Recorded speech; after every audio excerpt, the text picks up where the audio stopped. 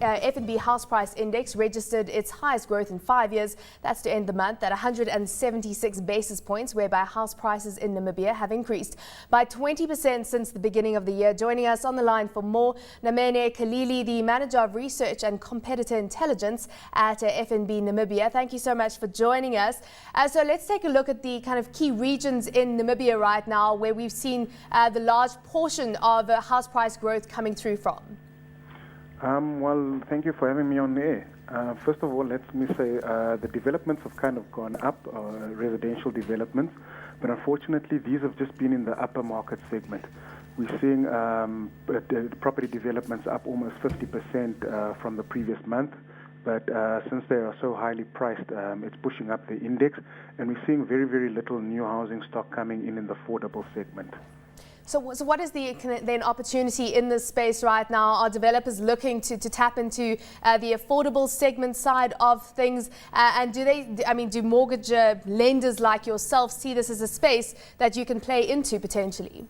I think the potential in the affordable sector is massive. It's just that the housing demand at the moment is just so high.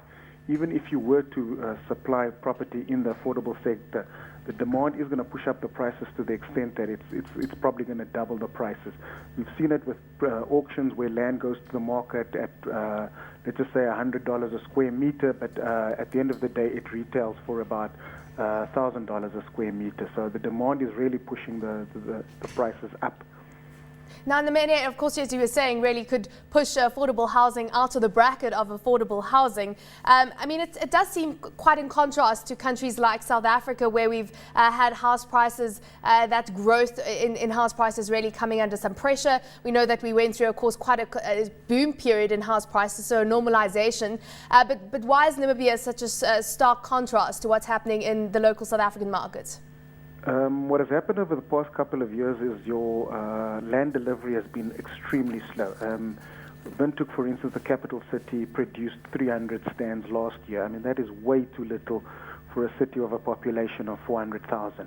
And it's falling further and further behind demand.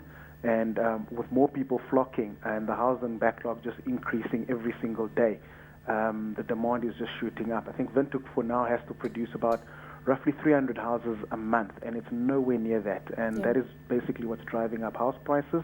But then you've also got your rental market, which is actually booming at the moment. The rentals were adjusted in July.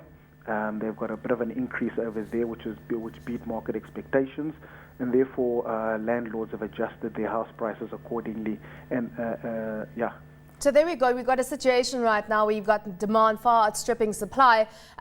What is the outlook going into 2013? I mean, is it likely that you're going to have big construction players taking a lot more focused approach to supplying these houses in 2013 and that gap closing up?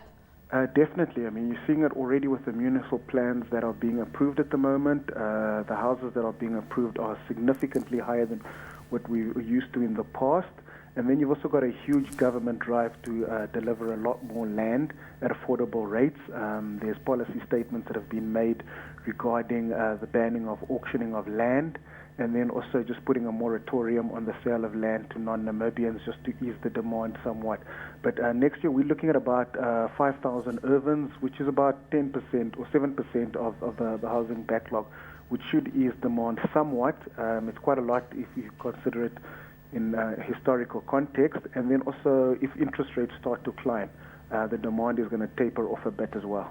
When it comes to mortgage advances from F&B's side, just overall mortgage advances for the month of August up 12.5% year on year. What trends are you seeing from the bank side of things? Are you opening up the books to cater for the increased demand that there is right now? And what type of approach are you taking towards managing risk and when it comes to bad debts?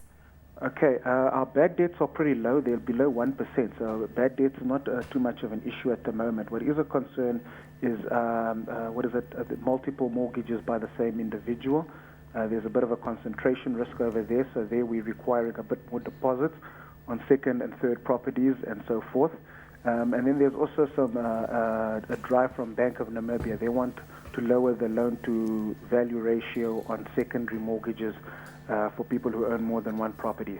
So we'll probably see some people being forced to offload or making secondary properties a bit more difficult to purchase in Namibia through a mortgage.